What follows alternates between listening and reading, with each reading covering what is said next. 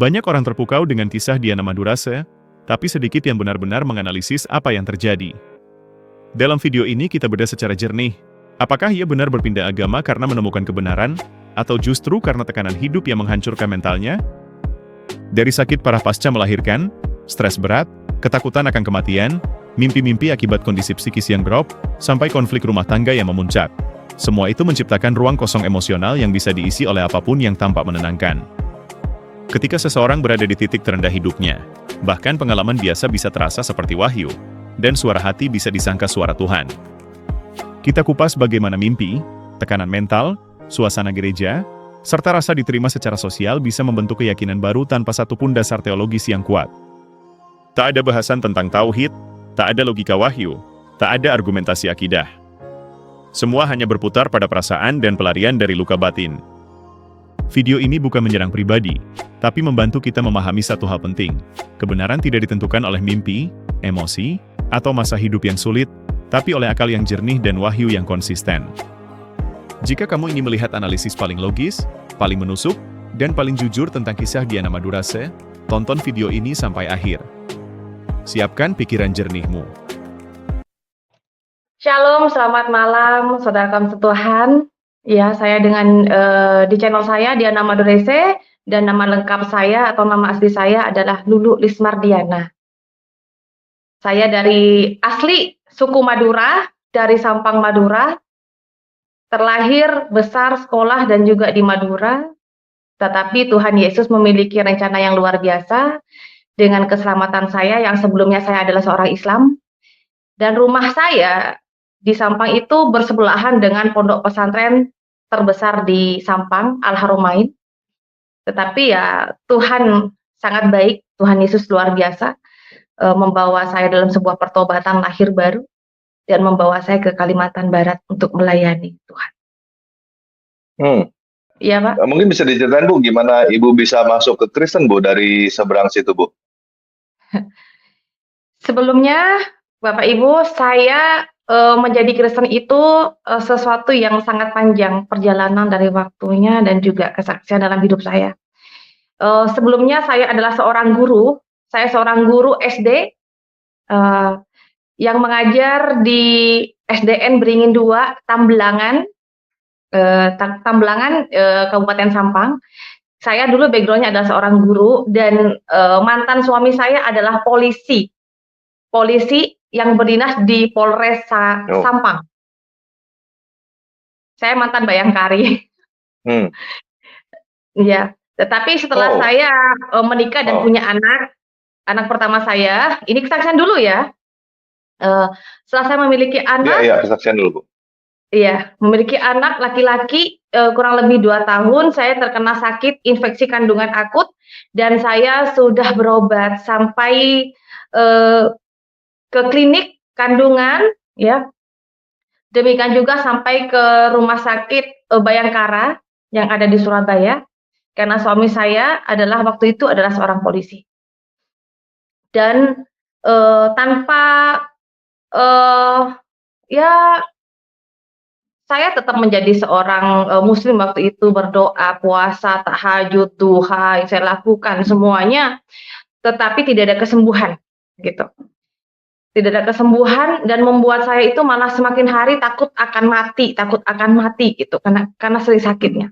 Tapi pada suatu ketika, di saat saya sudah patah hati, ternyata saya itu, ini kan sakitnya sampai parah nih, sampai berat badan saya sampai turun di bawah 50, padahal tinggi saya kurang lebih 165 ya, sampai turun sampai 45 kilo sekitar segitu. Tetapi itulah Bapak Ibu, meskipun saya waktu itu sudah berusaha mendekatkan diri lebih lagi kepada Allah saya waktu itu, karena saya seorang Islam ya, saya sampai juga puasa dan lain sebagainya, tapi tidak mendapatkan kesembuhan waktu itu. Sehingga suatu ketika saya bermimpi bahwa saya dibawa oleh sosok berjubah putih dan bersinar. Saya dibawa untuk melihat sebuah tempat, yaitu di mana banyak orang-orang disiksa, Bapak Ibu, disiksa. Saya melihat betul banyak orang disiksa, teriak-teriak, dan itu sepertinya sangat nyata sekali. Itu saya mimpi hari pertama, hari kedua, dan hari ketiga. Jadi selama 3 hari ini berturut-turut, hari yang terakhir itu, yang hari yang ketiga, sampai saya bilang dengan suami saya, dan suami saya bilang, "Abang jangan kurang atuh," kata suami saya, "kamu tuh kurang berdoa." Saya bilang, "Saya sudah berdoa, saya sudah ngaji, tapi saya tetap aja mimpi yang menyeramkan seperti ini." Jadi suami saya bilang, "Ya udah, Bang atuh boleh beun, atuh pegena male beung tak mamimpe sebe coba," bilang gitu. Saya suruh berdoa yang benar-benar lagi agar saya tidak mimpi yang jelek. Dan saya bilang dengan suami saya waktu itu, karena posisi polsek itu di sebelah rumah kontrakan kami, saya bilang, "Kamu jangan jangan, pergi ke kantor lah dulu, temenin saya tidur malam hari ini ya, saya takut, saya jagain saya." Dan, ternyata, dari malam itu saya lihat suami saya masih nonton TV jam 10, jam 11, akhirnya saya ketiduran gitu Bapak Ibu, karena saya merasa aman karena suami saya waktu itu jagain saya tidur. Dan tetapi setelah, tanpa saya rasa, saya sadari ternyata, saya itu bermimpi lagi, tapi seperti nyata, saya dibawa ke sebuah tempat di mana saya melihat banyak orang disiksa dan dibawa ke sebuah tempat yang indah banget. Nah, saya katakan, "Tempat apa ini?" Sosok berjubah putih itu mengatakan bahwa, "Pilihlah jalan kebenaran." Saya teriak-teriak, ternyata saya sudah ditampar pipi saya sama suami saya untuk dibangunkan. Sampai sakit, Saudara, ya maklumlah suami saya kan seorang polisi waktu itu, dan suami saya itu tinggi besar orangnya. Nah ya lumayanlah sampai 1 minggu ngilu semua pipi saya kanan kiri. Saya dibangunkan waktu itu, dan saya bilang, "Kenapa saya mimpi begini terus?" Saya berpikir begini waktu itu, mungkin saya ini mau mati ya, sampai saya itu, bermimpi yang aneh-aneh. Saya bilang ke suami saya waktu itu, "Kalau begitu, aku meminta izin kalau aku itu, Dona tolong buka ki Don, Angel," saya bilang waktu itu, eee "Tolonglah, saya mau mau, nyekar ya," karena kepercayaannya kami dulu, bahwa kalau kita tidak mendoakan orang tua kita yang sudah meninggal gitu kan, kita nggak menenteramkan hati, dan, eee, juga di situ bahwa kalau kita nggak mendoakan orang tua kita nggak dapat jalan cepadeng, jalan yang terang, katanya begitu. Jadi saya berpikir, saya minta izin dengan suami waktu itu, saya pergi ke, makam papa saya yang ada kurang lebih 1 jam dari Sampang, yaitu daerah Pamekasan, Bapak Ibu. Dan setelah sampai di Pamekasan, saya nangis, minta papa saya doain saya, agar saya itu, ya diselamatkan, disembuhkan. Jadi kita berdoa di makam waktu itu ya. Waktu itu saya berdoa di makam, papa saya, dan saya berdoa bahwa, papa saya itu, bisa menolong saya untuk menyembuhkan saya, dan papa saya juga mendapatkan jalan yang terang gitu. Dan setelah itu saudaraku, saya itu, dalam perjalanan kan mimpinya itu seperti nyata gitu loh. Saya nengok sosok berjubah putih, dan setelah saya pergi ke makam papa saya sudah bersihkan makam papa saya sudah berdoa di situ, dan, ternyata saya itu haus, dan saya minum teh poci waktu itu yang, bungkusan begini harga 5.000 di Arit Lancor, Pamekasan. Nah, ada sebuah alun-alun di Pamekasan namanya Arit Lancor. Dan saya minum teh waktu itu, dan saya lihat di seberang alun-alun itu, ada gereja Katolik, saudaraku ya. Di gereja Katolik, kalau tidak salah ya, itu namanya Gereja Bunda Maria Ratu Para Rasul. Nah, saya tertegun waktu itu, kaget, ngecit saya tuh, kaget. Bah, aduh mi coba sosok saya ngajak engkau ke nyengok orang seksa yeun, saya bilang gitu. Kok sosok itu kok, adalah sosok yang ngajak saya ke melihat sebuah tempat yang disiksa itu, saya bilang, "Ih, enggak mungkin," saya bilang. "Ih, masa iya sih?" Tuhannya orang Kristen tuh datang kepada saya, ih salah alamat itu. Saya kan tidak percaya dengan Tuhannya orang Kristen. Saya juga bukan orang Kristen. Ih amit-amit sama bayi saya bilang begitu. Ih turunan-turunan saya nggak mau saya kayak begitu saya bilang gitu kan. Dan di situ saudara semakin waktu saya minum pikiran saya jadi berpikir sendiri gitu, keras banget gitu. Rasanya nggak mungkin lah, ih apa ya kata dunia nanti ya. Mana suami saya polisi, saya guru lagi ya kan. Di keluarga saya pun banyak juga di Pamekasan karena papa saya asli Pamekasan, Gurem Kremanceng, dan mama saya itu aslinya orang Bangkalan. Nah, di channel saya Yayasan Kasih Terang Maduresia atau Diana Maduresia channel ini bisa Anda lihat profil saya dan di mana rumah orang tua saya, termasuk saya ketemu dengan nenek saya, semuanya ada, saudara. Eh, Termasuk om saya juga ada juga perbincangan dengan keluarga besar saya di situ. Dan di situ ternyata semakin saya mantap untuk menolak, semakin hati saya ini penasaran gitu loh. Nggak apa ya rasanya nengok gereja aja nggak apa ya saya bilang gitu kan. Kayak apa sih gereja itu ya saya bilang begitu. Aduh kayak apa ya gereja itu di dalamnya. Ih, tapi saya takut saya bilang. Saya takut nanti kalau ada orang ngelihat saya apa kata dunia nih masa sengkok yang orang di orang Madura bisa masuk ke gereja. Ih, saya bilang gitu kan. Tapi hati saya ini saudara, hati saya ini terasa macam mana ya? Penasaran gitu loh, penasaran. Saya bilang, ih, aku nggak mau lah lewat di depan. Saya mau nengok di belakang aja. Kalau nengok di depan pasti nanti ketahuan lah sama lek saya, om saya. Lek itu tante saudara ya. Nanti kalau ketemu tante saya, om saya, aduh, ada robber ki, saya bilang gitu kan. Aduh, habislah saya nanti, saya bilang. Tapi hati saya ini penasaran. Jadi saya ngendap-ngendap pergi ke gereja Katolik tersebut dan saya bertanya, permisi, Mas, Pak, ada Bapak pendeta pastornya tidak? Nah, kebetulan waktu itu saya tidak tahu namanya katanya brother atau apa ya gitu, pengerja lah seperti atau yang pelayanan di situ membantu pastor.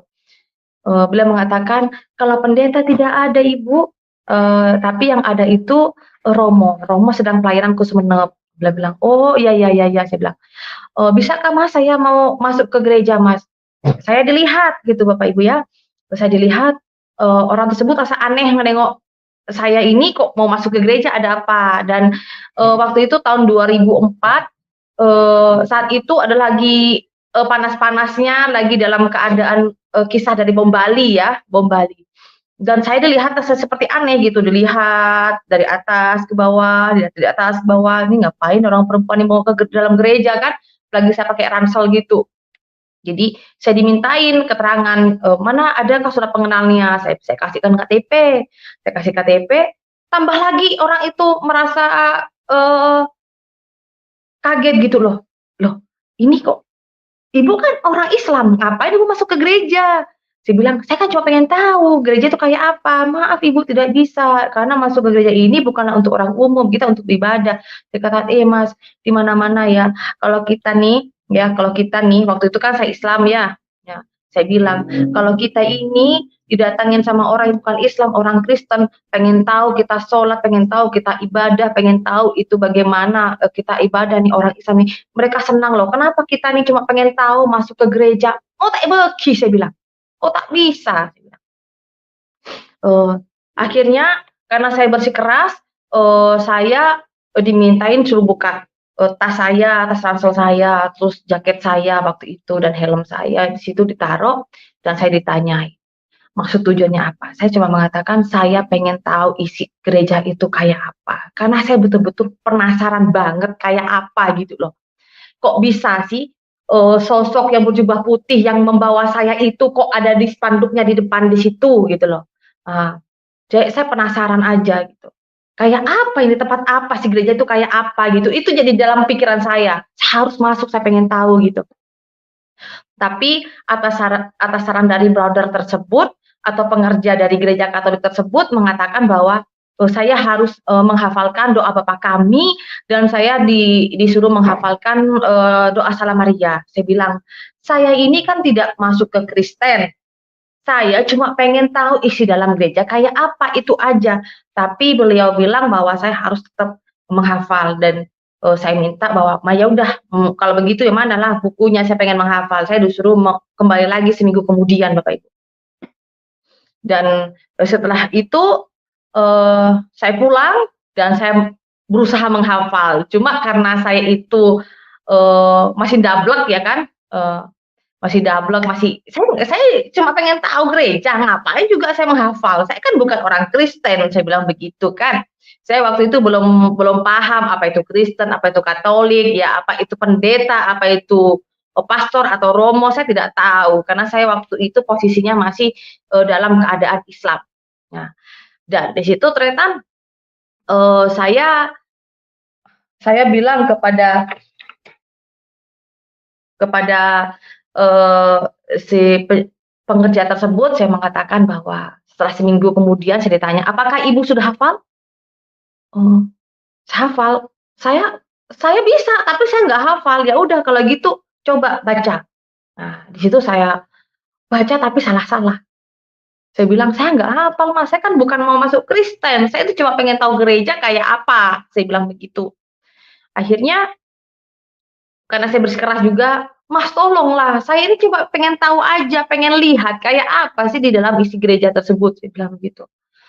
Ya udahlah, mungkin karena saya sudah, kelihatan memelas banget gitu ya, pengen tahu, melas banget, dan saya akhirnya dikasih kesempatan, tetapi saya harus meninggalkan barang-barang saya. Contohnya barang-barang saya itu seperti, helm ya kan, jaket, terus, apa-apa cuma saya hanya boleh katanya bawa HP saja. HP itu pun kemarin, pertamanya dilihat Saudara, dilihat-lihat gini. Oh, ya udahlah kalau begitu masuk. Cuma saya dibilang, "Ibu tolong ya jangan, tolong jangan memegang barang-barang apapun." "Ya Mbak," kadang "Ibu." Karena waktu itu kan saya masih, terlihat muda ya, kalau sekarang udah tua gitu Bapak Ibu ya. Jadi bilang, "Jangan pegang apa-apa," saya bilang, "Okelah saya nggak akan pegang apa-apa." Dan, saya waktu baru masuk ke gereja, Katolik Bunda Ratu Para Rasul yang ada di Pamekasan, saudaraku, hati saya langsung, kayak gini, "Wih, kok kayak gini ya? Kok merinding semua?"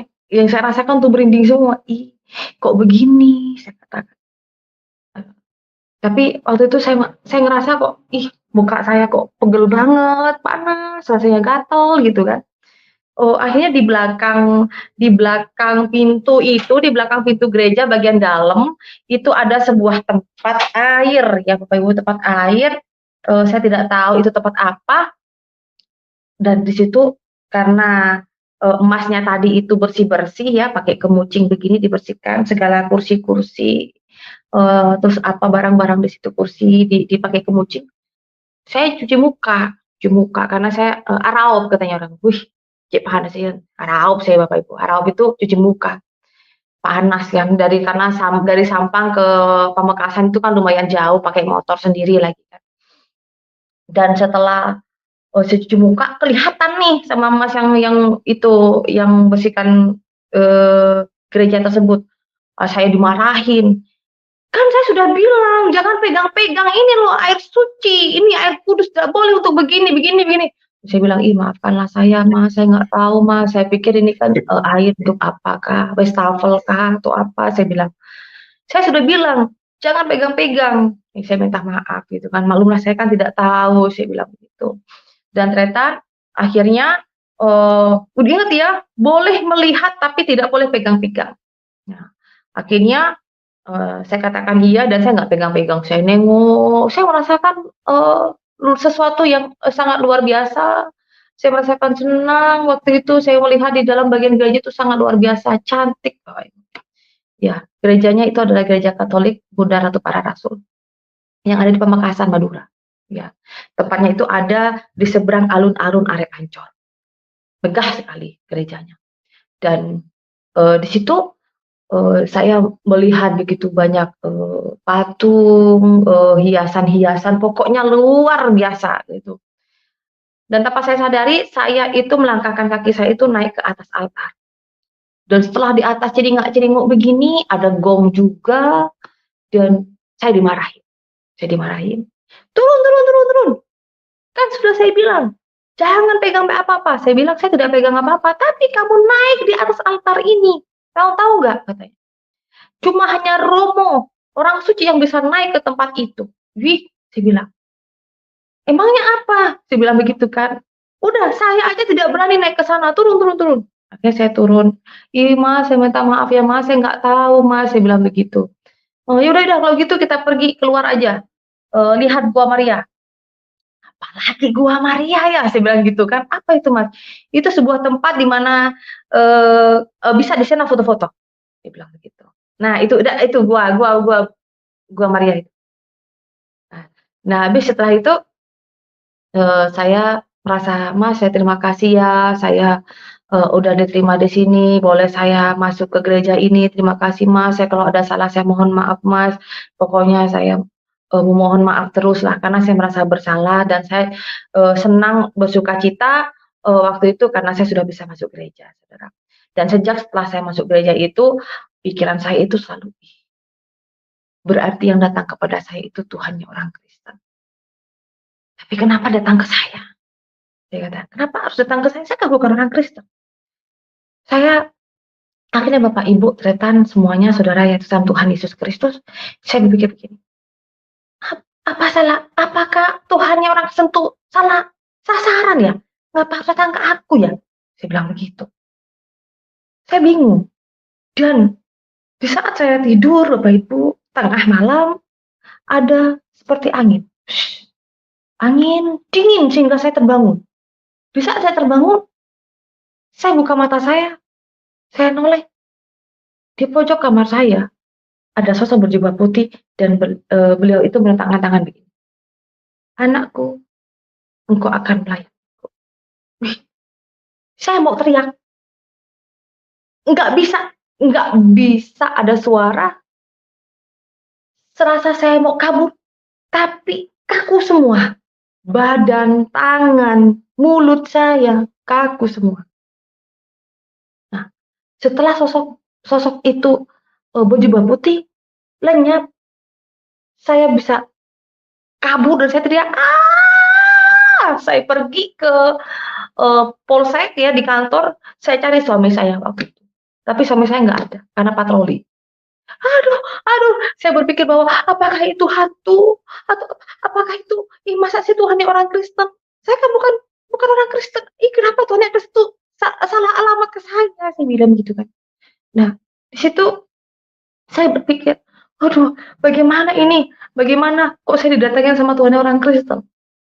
Lalu saudaraku Cica ngomong, "Iya, iya, iya."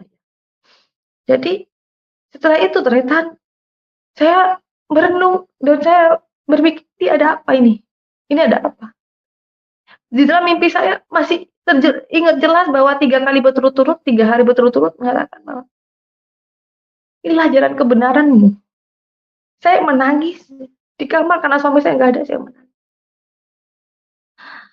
Ini saya nggak percaya kalau Tuhan yang orang Kristen datang kepada saya. Saat itu saya sakit infeksi kandungan, Bapak Ibu. Saya sakit infeksi kandungan, kurang lebih udah 1 tahun. Dokter memvonis bahwa kalau saya tidak mengangkat rahim saya, waktu itu saya infeksi itu akan bisa membusuk dengan di dalam rahim saya dan bisa ya fatalnya saya bisa meninggal. Tapi dokter sudah mengatakan juga bahwa saya tidak akan bisa punya anak lagi. Saya nangis, saya bilang, "Saya nggak mau saya mengangkat rahim saya." Dan saya bilang waktu itu dan mengatakan di saat saya mengingat bahwa sosok itu adalah Tuhan yang orang Kristen. Saya berdoa, jika memang benar Tuhannya orang Kristen itu ada, maka sembuhkan saya dan saya akan percaya. Itu yang saya omongkan kepada Tuhannya orang Kristen waktu itu. Dan saya bertekad bahwa saya engkau tak kerangin nama obat boleh, engkau tak ngin nama jamu boleh, engkau tak maderema, engkau dalam ate ngetes Tuhan orang Kristen. Saya bilang saya tidak akan minum obat lagi, saya tidak akan minum jamu lagi. dan saya ngetes Tuhannya orang Kristen itu.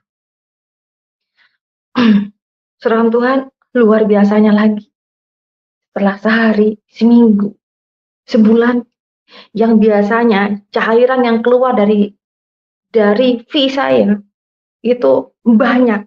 Apalagi saya tidak bisa melayani suami, ya, karena sudah cairannya seperti kita kayak apa ya, kayak bayi, saudara ya. Saya kalau tidur harus pakai perlak atau pakai plastik, dan harus di situ ada sarung karena pasti akan keluar, dan di saat mandi pun akan keluar juga meleleh, saudara. Dan sakitnya seperti orang mau melahirkan. Saat pembukaan seperti itulah sakitnya, dan sakit itu dari pinggul perut bawah itu sakit banget. Dan dokter mengatakan kalau tidak diangkat rahim saya nggak akan sembuh. Dan kemungkinan kalau dibiarkan infeksi itu akan jadi sebuah penyakit dan bisa juga membuat saya bisa meninggal. Saya katakan enggak, saya nggak mau. Saya bilang dengan suami saya nggak mau dioperasi, saya nggak mau. Dan luar biasanya lagi, setelah saya memiliki permintaan kepada Tuhan yang orang Kristen, jika memang benar Tuhannya orang Kristen itu ada, maka sembuhkan saya. Dan saya katakan, waktu itu karena saya masih Islam ya, saya katakan, oh ya Allah, alhamdulillah Tuhannya orang Kristen saya bisa menyembuhkan singko. Tapi kok kenapa saja? Saya bilang, saya bersyukur. Setelah saya meminta, jika memang benar Tuhannya orang itu ada, sembuhkan saya, maka saya akan percaya. Saya bersyukur. Yang awalnya cairan itu keluar, udah stop. Ya. Kurang lebih sekitar 3-4 bulan itu. Udah stop. Sakit, ngilu, yang nyut-nyut, serasa ditusuk-tusuk perut ini, udah sembuh, saudara. Dan saya nggak percaya. Waktu itu dikasih mukjizat, saya bilang, saya nggak percaya. Mungkin ini hanya sebuah kebetulan. Saya diberikan kesembuhan. Saya ingat dengan perkataan dokter bahwa dokter kandungan mengatakan, jika ibu tidak mengangkat rahim, ya, ibu tidak akan sembuh. Ya, yang pertama, yang kedua, saya tidak akan bisa punya anak. Karena saya merasa bahwa saya sembuh, saya bilang, Pak, ayolah, saya anterin ke dokter. Saya sekarang udah nggak sakit lagi loh, saya bilang gitu kan. Diperiksa, dokter kaget Bapak Ibu. Sampai saya naik ke atas kasur praktek dokter itu 2 kali. Ibu, kenapa kok bisa sembuh ya? Kan ada riwayat dari penyakit ya kan. Pasti kalau kita periksa lebih dari 1 kali, di situ kan banyak nih riwayat sakit keputihan, sakit apa, pas itu kelihatan semua. Ibu minum jamu apa? Atau minum obat apa? Saya bilang enggak ada. Saya bilang dalam hati saya minta sama Tuhan yang orang Kristen. Saya minta kepada Tuhan yang orang Kristen. Tapi nggak mungkin dong saya kasih tahu. Tapi di perjalanan saya berpikir, oh, waktu pulang dari dokter saya kata, masa iya sih Tuhan yang orang Kristen tuh nyembuhkan saya. Waktu itu saya masih pakai mobil patroli diantar suami saya. Karena tugas suami saya itu di kampung, jauh saudara. Dari Sampang pergi ke Tambelangan itu kurang lebih ya setengah jam.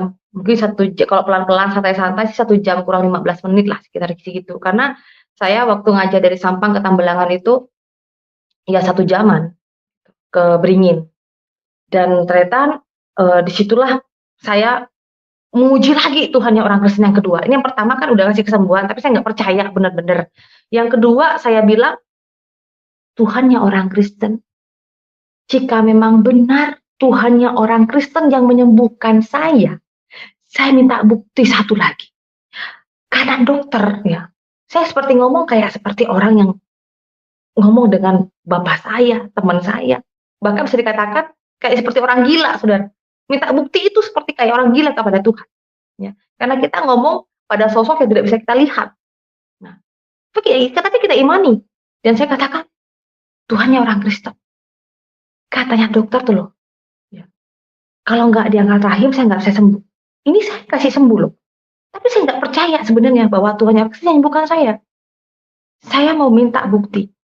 jika memang benar Tuhannya orang Kristen yang menyembuhkan saya, tuh katanya dokter tuh, saya nggak bisa punya anak lagi.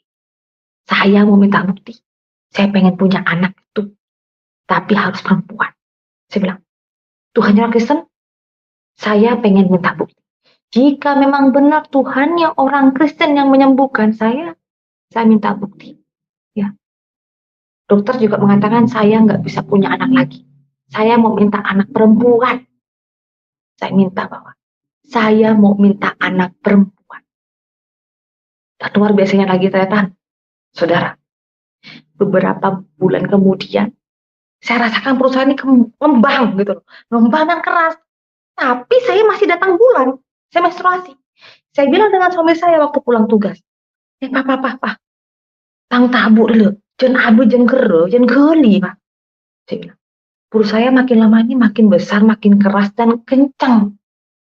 Aduh, jangan-jangan kamu sakit lagi. Yang saya pikirkan waktu itu adalah kanker atau tumor rahim kah atau apa. Dan suami saya bilang, oke lah kalau gitu kita periksa lagi. Tahukah Anda, saudara? Mukjizat Tuhan itu sangat luar biasa. Satu, dikasih kesembuhan. Kedua, di saat saya periksa ke dokter kandungan, ya, di klinik Adinda, di Sampang, ada namanya klinik Adinda, dokter kandungan. Dan di situ saya diperiksa, ternyata saya hamil 3 bulan lebih, hampir 4 bulan. Saya kaget. Dokternya gini, ibu hamil ya? Bilang, dia katakan, kok bisa hamil ya? Saya bilang tuh, dokter bener lah, masa saya hamil? Saya bilang, saya diperiksa lagi, tuh, udah ada detak jantungnya loh. Hah? Saya katakan, kok bisa ya? Lalu saya ingat, masa sih Tuhannya orang Kristen yang menyembuhkan saya dan mau ngasih saya anak? Sepanjang jalan, saudara, sepanjang jalan dari rumah sakit itu, saya berpikir begini, aduh, rasanya nggak percaya kalau saya itu bisa hamil. Saya bilang begini, dalam hati saya, kalau benar Tuhannya orang Kristen yang menyembuhkan, Tuhannya orang Kristen yang berikan saya anak, sekarang saya minta bukti. Dan saya akan benar-benar percaya kalau anak saya perempuan. Dan selama proses saya hamil, saudara, saya tetap menstruasi. Dan sampai di bulan ke-10, ya, 10 bulan saya hamil anak saya yang kedua ini. Setelah saya proses persalinan, malam tahun baru, disitulah saya melahirkan. Yang saya tanya kepada bidan adalah, Bu bidan, bagaimana anak saya? Perempuan ke laki-laki? Perempuan. Dan hidungnya mancung loh. Nangis. Saya, saudara, nangis. Dan saya merasakan bahwa, aduh, bener ini Tuhan yang orang Kristen yang ngasih saya sembuh. Bener ini Tuhan yang ngasih saya mukjizat ini. Bener ini Tuhannya orang Kristen yang ngasih saya anak. Ternyata setiap permintaan yang saya minta kepada Tuhannya orang Kristen, padahal saya itu nggak percaya, dikasih, saudara, dikasih. Padahal saya belum benar-benar percaya loh, dikasih. Saya kan bukan orang Kristen saat itu, tapi dikasih loh sama Tuhan untuk membuktikan bahwa Tuhan Yesus itu dahsyat. Nah, disitulah, saudara, saya meratapi, saya melihat anak saya. Tuhan, indah sekali Tuhan, ciptaanmu Tuhan, indah sekali. Anak saya yang perempuan, di saat saya melahirkan anak saya perempuan itu, anak itu cantik, mancung hidungnya. Nah, saya gini, Tuhannya orang Kristen luar biasa. Dan disitulah, saudara, saya sedikit demi sedikit mengumpulkan keberanian saya. Dan saya mengatakan kepada suami saya. Saya bilang, Pak, tahun Jo, nanti saya mau membahas Madura sesuai dengan apa yang seperti yang saya katakan pada suami saya. Saya bilang, Pak, tahun Jo, katakan, Pak, kamu tahu nggak? Saya loh, dari sakit itu mintanya itu kepada Tuhannya orang Kristen, Pak. Terus aku tuh minta lagi, aku kan nggak percaya. Aku minta bahwa aku percaya kalau dikasih anak perempuan, Pak. Kan kamu tuh kan tahu dokter itu bilang saya nggak akan bisa punya anak lagi karena rahim saya bilang. Diginikan saya, "Beres mun gila, gila ke TB." "Beh, waras kamu ya? Kalau gila, gila aja sendiri." Dia bilang, "Ingat ya, sengko tak larang abeeng pertaje dadi orang Kristen. Tapi ban enggak, cengok ada na baeng ria. Ban di mas dia. Aku nggak ngelarang kamu mau jadi orang Kristen, mau jadi orang apa. Tapi kamu harus tahu, harus ingat kamu tinggal di mana. Kamu tahu nggak? Orang di Kecamatan Tambelangan ini semua kenal sama aku. Sampai saya mengatakan begitu di depan Polsek Tambelangan itu kan saya kan ngontrak di sebelah nih dan saya duduk di depan Polsek sambil santai-santai di bawah pohon jambu. Sampai saya mengatakan, ingat ya, kalau kamu diapa-apain sama orang di sini, aku nggak tanggung jawab karena kamu salah. Ngapain kamu juga mau menjadi orang murtad? Saya bilang, ya aku kan ngomong sama kamu, kan kamu suamiku, saya bilang. Ya kalau aku mau belajar kan enggak apa-apa. Jadi disitulah saudaraku bahwa saya waktu itu berpikir begini, yang penting sengkok lemari ngucap, yang penting saya sudah ngasih tahu ke suami saya kalau saya mau belajar Kristen, karena saya ngerasakan bahwa ya emang bener Tuhannya orang Kristen yang memberikan saya kesembuhan, memberikan saya anak. Cuma terkendala adalah saya sudah berusaha waktu itu ya Bapak Ibu, saya sudah berusaha untuk mencari Alkitab waktu itu, Alkitabnya orang Kristen. Nah, ya kalau dulu kan saya nggak tahu bahwa Alkitab Kristen sama Katolik itu sama gitu loh. Dia bilang Alkitabnya orang Kristen. Dan saya mencari sampai ke toko-toko buku yang ada dari Pamekasan, Sampang sudah saya cari. Dan saya nggak menemukan itu, saudara. Akhirnya saya buka-buka di di apa di Facebook, saya cari temen yang agamanya Kristen siapa. Dan ada salah satu teman saya yang Kristen dan saya beranikan inbox sama beliau. Dan sampai sekarang kita seperti saudara. Sampai sekarang seperti saudara. Dan saya ngerasa juga punya hutang budi sama beliau karena beliau sudah memberikan saya Alkitab. Dan saya bilang, "Mas, bolehkah aku minta Alkitabmu?" "Loh, kamu kan orang Islam, ngapain kamu minta Alkitab? Nanti kamu sobek-sobek, kamu bakar-bakar, injak-injak," lagi gitu ya. Saya bilang, "Enggak, Mas, aku mau belajar, Mas." "Oh, terus bagaimana ini? Ngirimnya sama kamu gimana? Aku kan jauh gitu kan, aku kan jauh, bukan di Madura nih." "Oh ya udah, ngirimnya pakai apa ya?" Kita berpikir, "Oh ya kalau gitu kita mikirnya pakai kotak sepatu." Nah, jadi teman saya itu beliau sekarang jadi guru dan pengerja juga di sebuah gereja, ya namanya Mas Suryo Jatmiko. Beliau seorang guru di Sulawesi, ya Sulawesi Tengah, ya. Dan disitulah saya Bapak Ibu dikirimlah Alkitab, tapi digulung, dirapiin, dimasukin ke kotak sepatu dan dikirim ke rumah kakak saya. Karena rumah orang tua saya sejak saya menikah, rumah orang tua saya ditempati oleh kakak kandung saya. Nah, dan di situ saudara, kakak saya bilang, "Mbak, Deki mau ada kiriman sepatu, ya, ayo coba buka." Saya bilang, "Itu punya teman saya," saya bilang gitu. "Nanti Mbak kalau ada kiriman sepatu, kotak sepatu itu maksud saya saudara, jangan dibuka karena itu kiriman punya orang," saya bilang. "Oh iya iya," katanya. Karena tempat tinggal saya kan di kampung saudara.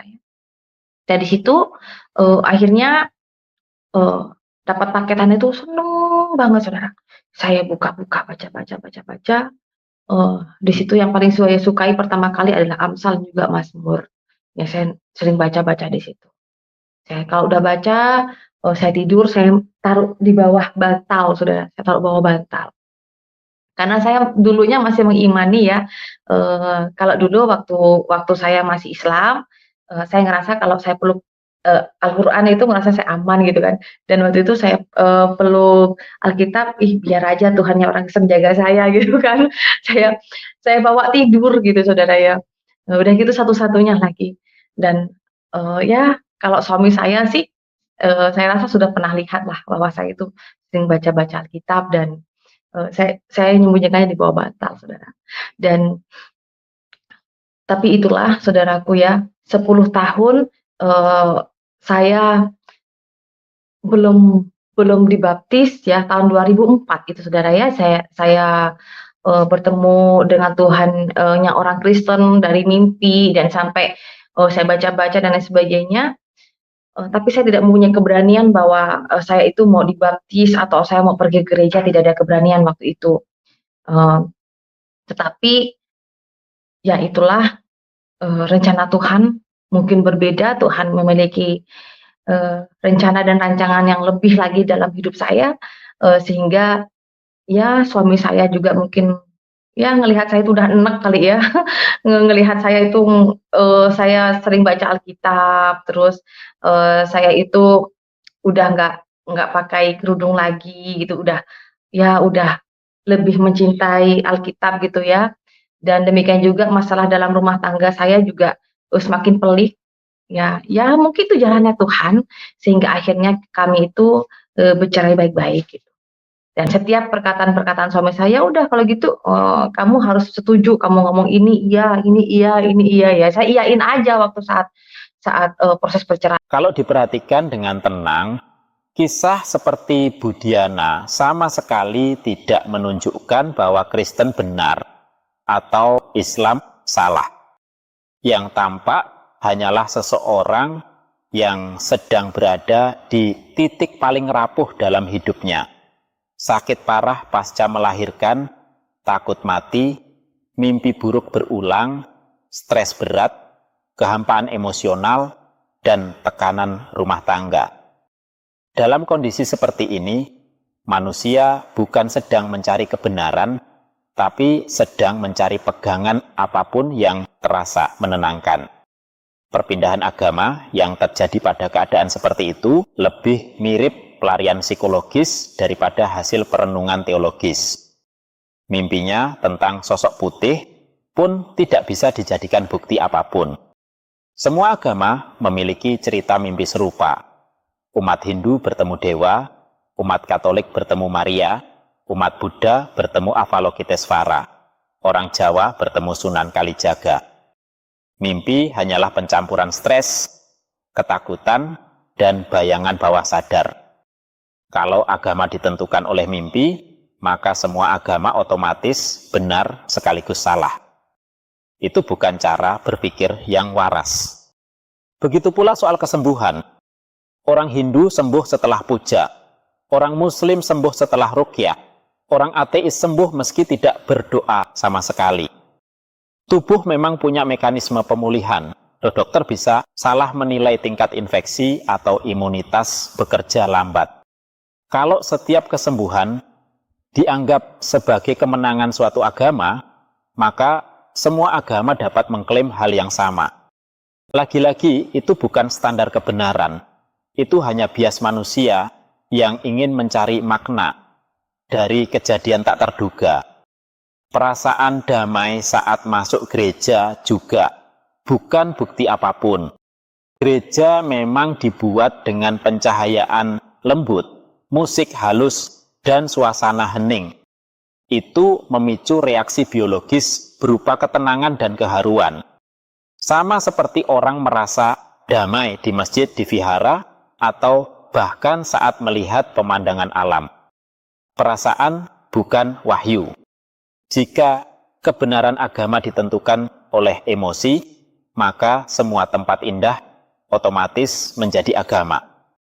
Hal yang paling mencolok dari kisah semacam ini adalah ketiadaan argumen teologis. Tidak ada pembahasan tauhid, tidak ada logika tentang mengapa Tuhan perlu menjelma, tidak ada jawaban bagaimana Tuhan bisa mati, tidak ada penjelasan soal wahyu yang berubah, tidak ada pembahasan soal kontradiksi kitab, tidak ada penjelasan tentang siapa yang menentukan standar keselamatan. Semua alasannya berkutat pada saya merasa saya mimpi, saya tenang, saya diterima. Tidak ada, ini dalilnya, ini logikanya, ini wahyunya. Ya, itu menunjukkan keputusan tersebut tidak dibangun oleh argumen, tetapi oleh luka batin. Disinilah logika Islam terlihat jauh lebih kokoh. Islam sama sekali tidak mendasarkan kebenaran pada mimpi atau pengalaman emosional. Bahkan tidak ada konsep manusia bertemu Tuhan langsung. Allah itu transenden dan tidak menyerupai makhluk. Bahkan bertemu Rasulullah dalam keadaan sadar pun tidak dijadikan patokan kebenaran, dan ulama sangat skeptis terhadap orang yang mengaku bertemu Nabi secara fisik atau menerima ajaran baru. Kalaupun ada mimpi bertemu Nabi, itu dipahami sebagai karunia pribadi, bukan sumber syariat. Islam memisahkan dengan tegas antara pengalaman batin dan kebenaran wahyu objektif yang terjaga. Karena itu, jika seseorang keluar dari Islam hanya karena mimpi, perasaan damai, atau pengalaman emosional saat hidupnya hancur, maka itu bukan bukti teologi agama lain lebih kuat. Itu hanya menunjukkan bahwa ia sedang rapuh, dan kebetulan bertemu lingkungan yang terasa hangat pada saat ia paling membutuhkan sandaran. Kalau saat itu ia bertemu biksu yang penuh perhatian, mungkin ia jadi Buddhis. Kalau ia bertemu pendeta Hindu, mungkin ia jadi pemuja Siwa. Kalau ia bertemu ustadz lembut yang mau mendampingi, mungkin ia tidak murtad sama sekali. Agama barunya hanya muncul sebagai pelarian emosional, bukan sebagai kesimpulan rasional. Kebenaran agama tidak ditentukan oleh mimpi, emosi, rasa hangat, atau keberuntungan hidup. Kebenaran agama ditentukan oleh wahyu yang konsisten, tauhid yang murni, dan akal yang jernih. Tidak ada satupun dari itu yang muncul dalam kisah Budiana. Yang ada hanyalah perpindahan dari satu ruang emosional menuju ruang emosional lain. Demikian analisis kita pada episode kali ini. Kami selalu mengingatkan bahwa setiap pemirsa berhak menilai sendiri. Karena itu, silakan tonton langsung tayangan asli yang kami kritisi agar Anda dapat menimbang konteksnya secara utuh dan objektif. Jika Anda merasa pembahasan ini bermanfaat, jangan lupa untuk like, subscribe, dan aktifkan lonceng notifikasi agar tidak ketinggalan analisis berikutnya dari channel Menjawab Murtadin. Tinggalkan komentar, masukan, atau pertanyaan Anda di bawah. Kami membuka ruang dialog yang santun dan berbasis argumen. Terima kasih sudah menyimak. Sampai bertemu di tayangan selanjutnya.